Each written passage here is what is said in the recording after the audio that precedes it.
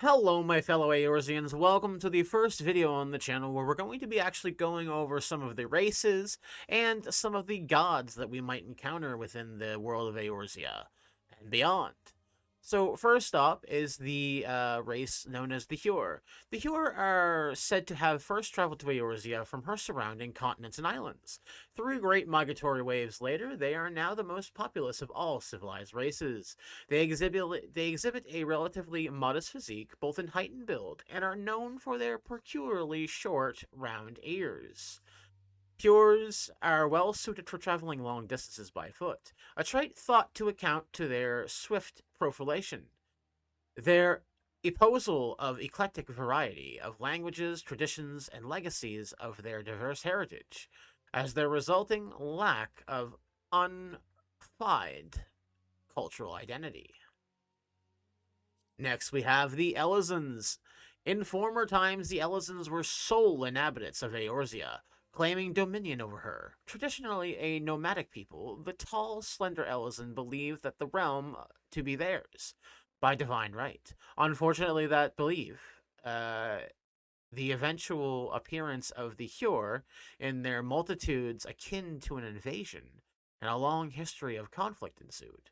Ultimately, the Elizon diverged into two clans that exist today.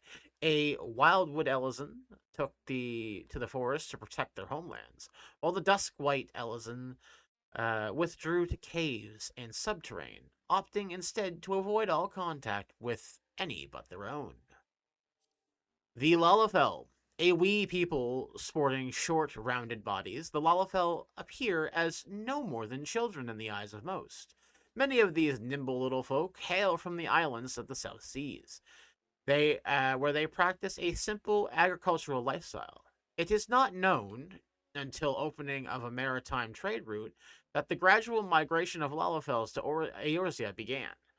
Now, one of the most established races in the realm, Lalafells can be found in great numbers in nearly every city.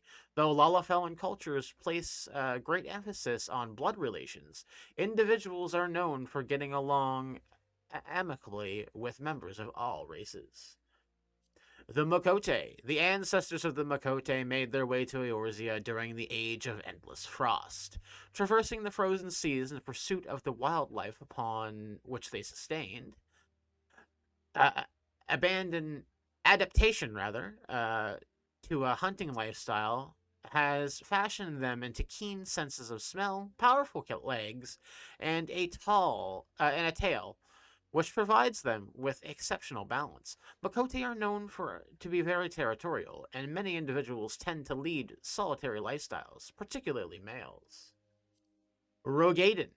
Known for their brawny builds and piercing eyes, the Rogaden are the largest and most rugged of Eorzea's races. The majority of the realm's Rogaden belong to the Sea Wolf clan, a maritime people who earn their keep by the sea, be it as sailors, fishermen, or pirates.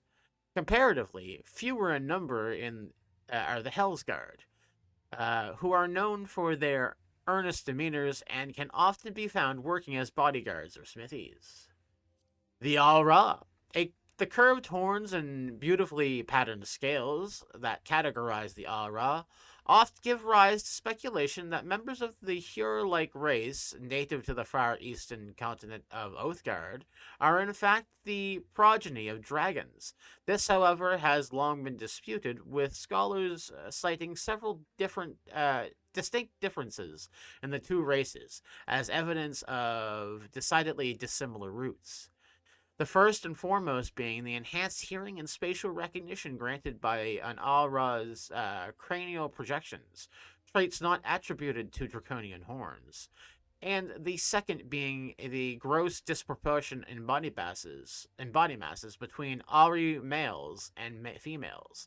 Again, a trait widely unseen in dragons. The Hrothgar. Hailing from the distant shores of Isambard, the Hrothgar are burly people of lion-like appearance, or the males are at least. Females number staggeringly few among their population, and thus are rarely so much as glimpsed by other races. Hrothgar's imposing countenance, mitigated not at all by their sharp claws and sharper fangs, incited panic amongst Eorzeans upon their arrival, as they were unable to communicate.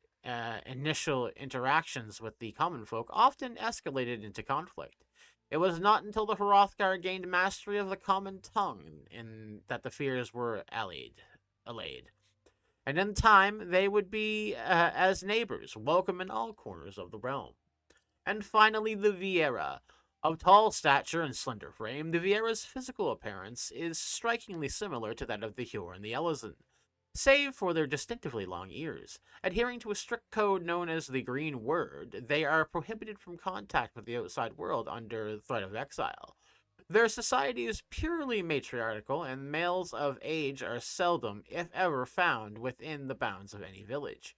They instead serve as protectors of the wood and from the shadows, that no evil may ever encroach on their sacred lands.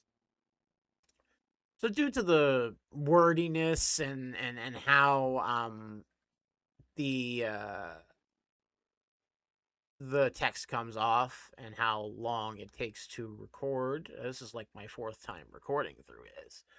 So, we'll actually cover the gods in a separate video. But this will be the first introductory video to you guys about what kind of content we want to do.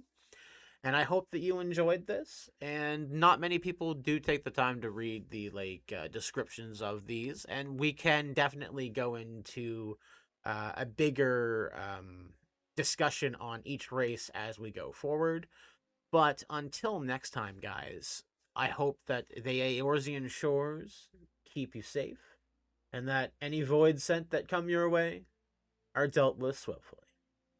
Thank you for watching. Have a good day, evening, night, whenever you're watching this. I'll see you guys in the next one.